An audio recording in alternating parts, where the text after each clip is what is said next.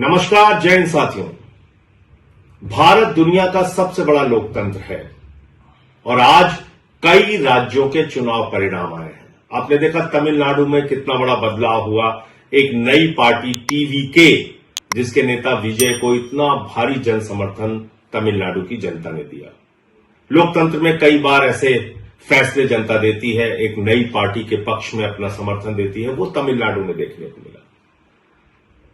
बंगाल में जो कुछ हुआ, आज उसको लेकर टीवी चैनल पे जश्न मनाया जाएगा, गोदी मीडिया बड़ी बड़ी बातें करेगा, तमाम उपलब्धियां गिनाएगा मोदी जी की और अमित शाह जी की और भारतीय जनता पार्टी की नीति की, रणनीति की, बहुत सारी बातें होंगी।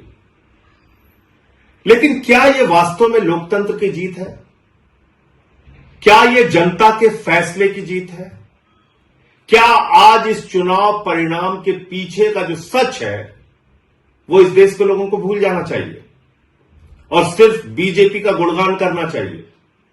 मुझे लगता है नहीं। सारी चीजों का मूल्यांकन होना चाहिए। किस तरह से बंगाल के चुनाव को चुनाव आयोग ने प्रभावित किया, किस तरीके से एसआईआर के जरिए जनता के वोट को लूटा गया। आज पता यह चल रहा है कि 3 से 4 लाख वोटों का अंतर है बीजेपी और टीएमसी के बीच में। यह पता चल रहा है कि 2% वोटों का अंतर है टीएमसी और बीजेपी के बीच में। हो सकता है उससे भी ज्यादा हो जाए, 2-4% हो जाए अंतिम परिणाम आने तक। लेकिन क्या यह 2-4% का जो डिफरेंस है यह सही है? यह वास्तव में बीजेपी का चुनाव जीतने का आधार है? क्या सचमुच में इस अंतर के साथ बीजेपी चुनाव जीत सकती थी? नहीं। 3 से 4 लाख वोट का अंतर है, लेकिन 27 लाख वोट लोगों को डालने नहीं दिए गए। और इस काम में माननीय सर्वोच्च न्यायालय का भी फैसला आने में विलंब हुआ और सर्वोच्च न्यायालय का फैसला तो सब लोग सुन के हैरान थे कि अगली बार वोट दे देना।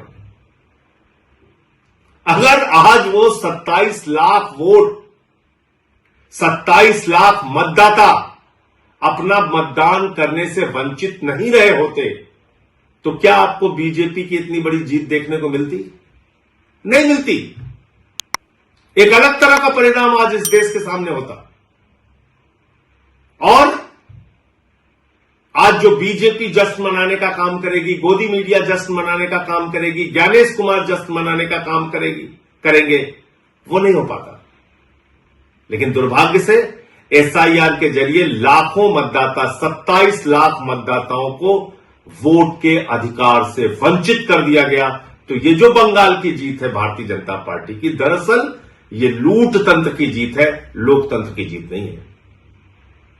कितनी गंदी भाषा का प्रयोग किया गया चुनाव में, प्रधानमंत्री के द्वारा, गृह मंत्री के द्वारा, बीजेपी के नेताओं के द्वारा।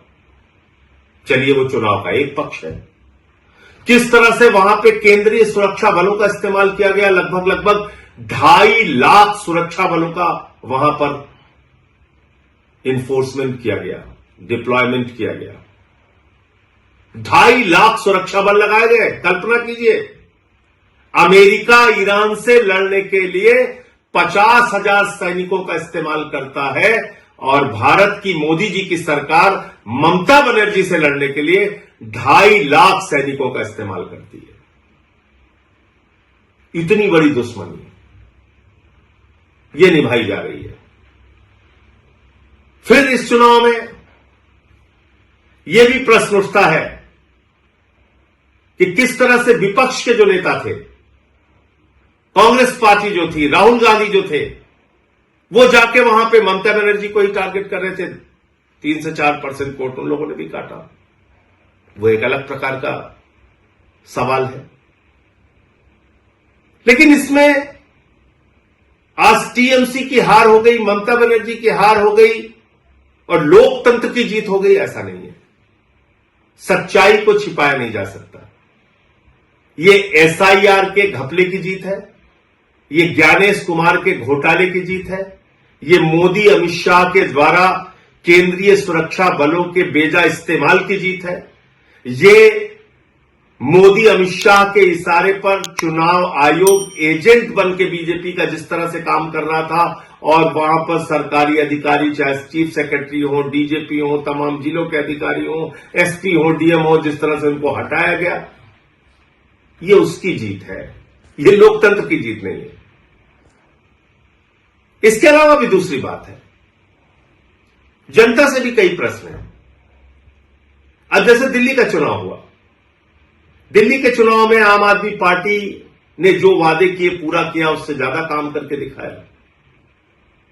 लेकिन अगर आपको प्रधानमंत्री के 2,500 देने के झूठे वादे पर यकीन था, तो इसमें गलती आम आदमी पार्टी और केजरीवाल की नहीं थी। आज अगर बंगाल के चुनाव में, पंजाब के चुनाव में या दूसरे राज्यों के चुनाव में भारतीय जनता पार्टी जाती है, झूठे वादे करती है, उत्तर प्रदेश के चुनाव में, और उसका मूल्यांकन किए बगैर अगर आप उसको वोट करते हैं, तो इसमें उन पार्टियों की गलती नहीं है। हमको भी अपने बारे में सोचना पड़ेगा। पंजाब में हमारी सरकार ने जो वादा किया उससे ज्यादा काम किया, दिल्ली में हमने जो वादा किया उससे ज्यादा काम किया, लेकिन मोदी जी झालमुड़ी खा के चुनाव जीत रहे हैं, झूठे वादे करके चुनाव जीत रहे, कह रहे 3,000 रुपए देंगे। दिल्ली में महिलाओं को 2,500 नहीं दिया, बंगाल में जाके कह रहे 3,000 रुपए देंगे। उनकी नफरत की राजनीति पे अगर आपको गुस्सा नहीं आता, अगर 993 रुपए सिलेंडर का दाम बढ़ जाता है उस पर गुस्सा नहीं आता, चुनाव ठीक खत्म होता है उसके तुरंत बाद, और हम लोग कह रहे थे कि निश्चित रूप से गैस के दाम बढ़ेंगे, 261 रुपए 5 किलो के सिलेंडर का दाम बढ़ गया, अब पेट्रोल डीजल के भी दाम बढ़ेंगे। लेकिन अगर इन सब बातों से जनता को कोई फर्क नहीं पड़ता, तो भारतीय जनता पार्टी को क्यों फर्क पड़ेगा? मोदी अमित शाह को क्यों फर्क पड़ेगा? वो तो अपना ये लूट तंत्र का खेल चलाएंगे और जैसे चाहेंगे देश में महंगाई बढ़ाएंगे, जैसे चाहेंगे पूंजीपतियों को बढ़ावा देंगे, जैसे चाहेंगे सरकारी तंत्र का दुरुपयोग करेंगे, जो उन्होंने बंगाल में किया। ईडी का दुरुपयोग किया, सीबीआई का दुरुपयोग किया, चुनाव आयोग का दुरुपयोग किया, हजारों करोड़ रुपए पानी की तरह बहाए, अधिकारियों की ट्रांसफर पोस्टिंग सस्पेंशन किया, 2.5 लाख वहां पे केंद्रीय सुरक्षा बल लगाए, चुनाव का माहौल बिगाड़ा, जो कुछ भी वो कर सकते थे उन्होंने किया, और बंगाल में बीजेपी आज चुनाव जीत गई। लेकिन याद रखिएगा, उड़ीसा की हालत अभी आपने देखा होगा, जीतू मुंडा की तस्वीर देखी होगी, किस तरह से वो अपने बहन के कंकाल को अपने कंधे पे लेके डबल इंजन की सरकार में बैंक जाते हैं 20,000 रुपए पाने के लिए। बंगाल में भी अभी आ गए। जो नफरत की राजनीति पूरे देश में बीजेपी कर रही है, अब उसकी शुरुआत बंगाल में भी होगी। बिहार में भी इन्होंने नीतीश कुमार जी को हटा दिया, वहां सम्राट चौधरी आ गए, वहां भी अब वही सब खेल होगा। इन सब के पीछे आपके मुद्दे कहां हैं? देश कहां खड़ा है? अगर आपको इस बात पे गुस्सा नहीं आता कि ट्रंप भारत के प्रधानमंत्री को हर दिन अपमानित करता है, भारत को अपमानित करता है, भारत को नरक कहता है, लेकिन प्रधानमंत्री कुछ नहीं बोलते, अगर आपको इस बात पे भी गुस्सा नहीं आता कि देश का एक हिस्सा मणिपुर जल रहा है और प्रधानमंत्री खामोश है, पड़ोसी राज्यों से भारत के प्रधानमंत्री के रिश्ते अच्छे नहीं है, महंगाई देश में चरम पर है, बेरोजगारी चरम पर है, किसानों की आमदनी दोगुना करने की बात पूरी तरीके से झूठी साबित हुई, काला धन लाने की बात झूठी साबित हुई, और अगर आपको इन सारी बातों पे गुस्सा नहीं आता और राज्य दर राज्य इस तरह से लोकतंत्र को लूट तंत्र में बदलकर चुनाव जीतने का बीजेपी का अभियान जारी रहेगा और हम और आप खामोश बैठे रहेंगे, तो याद रखिएगा, बीजेपी तो अपना रास्ता तय कर रही है, लेकिन लोकतंत्र का इतिहास जब लिखा जाएगा तो उसमें हमको भी कभी माफ नहीं किया जाएगा। जय हिंद।